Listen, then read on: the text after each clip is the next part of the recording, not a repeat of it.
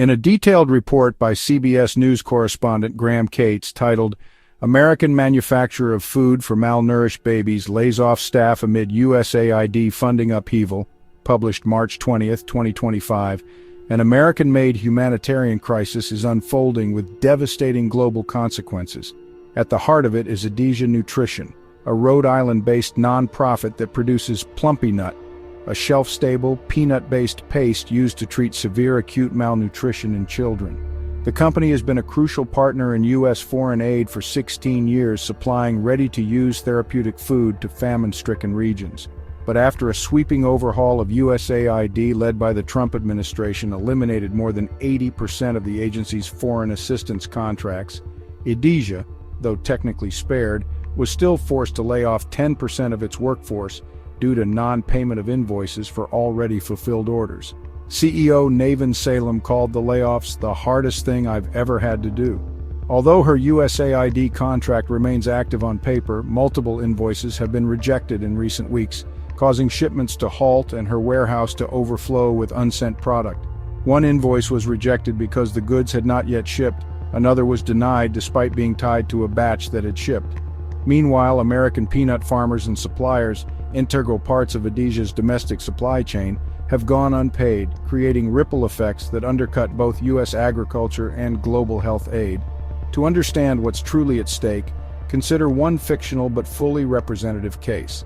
A baby girl named Nyalok, living in a remote region of South Sudan, one of the countries currently experiencing extreme famine. Born prematurely and weighing less than 5 pounds, Nyalok showed signs of acute malnutrition, sunken eyes, distended belly, and barely the energy to cry. Her mother, Abuk, walked hours to a rural health clinic where Plumpy'Nut had saved another child's life 2 years earlier. This time, the staff had nothing to offer. A shipment was supposed to come, one nurse told her, but it never arrived. The food had been produced in the United States, but it never left the port because USAID hadn't paid for it. This scenario is fictional but reflective of real-world conditions based on decades of field reports by UNICEF and Doctors Without Borders. Thousands of children like Nyalok face the same hunger, the same waiting, the same preventable death. Not because we lack the tools to save them, but because the U.S. government under Donald Trump's leadership has broken the system that used to deliver help. According to a State Department spokesperson, a review ordered by Secretary of State Marco Rubio revealed serious flaws in USAID's payment infrastructure, with 27 outdated and incompatible financial systems contributing to chaos. The administration now claims it's attempting to streamline the process, but aid groups like Adia say the damage is already being done.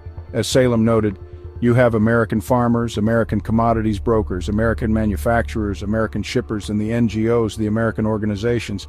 If one of those goes down, the whole system stops. That system is stopping. The Trump administration's actions, whether by design or indifference, mirror patterns seen in other authoritarian regimes, where essential institutions are deliberately destabilized in the name of efficiency or nationalism. Hungary's Viktor Orban gutted independent NGOs under similar pretenses. Russia centralized its humanitarian sectors under state control. In both cases, the result was the erosion of civil society. In the United States, the hollowing out of USAID now jeopardizes one of the most effective tools of American soft power, the ability to save lives through competence and compassion. What's happening to Adia is not an accident, it's the result of a deliberate policy shift that prioritizes ideological warfare over operational humanity. A once functional aid system has become unresponsive, overtaken by political interference, systemic disrepair, and a governing class that treats global suffering as an afterthought. Navin Salem, faced with layoffs and unpaid bills, now says her company has been forced to adopt a scrappy startup mentality just to survive. And yet the cost of this disruption is not just economic, it is existential. Because while systems fail, babies still get hungry. In a Rhode Island warehouse, therapeutic food sits unused. In villages around the world, mothers wait for nourishment that isn't coming. And in Washington, the machinery of compassion has been dismantled, piece by piece, invoice by invoice. This is what happens when a country chooses cruelty over competence, when the politics of grievance override the urgency of care. Trump's USAID cuts are not just bureaucratic, they are life-threatening, and the cost is being paid by the world's most vulnerable children. Please subscribe to the Intellectualist new YouTube channel where we present insightful videos analyzing the current events shaping the world. Turn on notifications to receive the latest updates from the channel.